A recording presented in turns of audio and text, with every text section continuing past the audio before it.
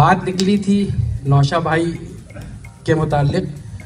तो एक साहब की शादी हुई तो उनको पता लगा कि उनकी बीवी जो है बहुत शाइस्ता, बहुत बाअदब और बहुत ज़्यादा दीनदार हैं।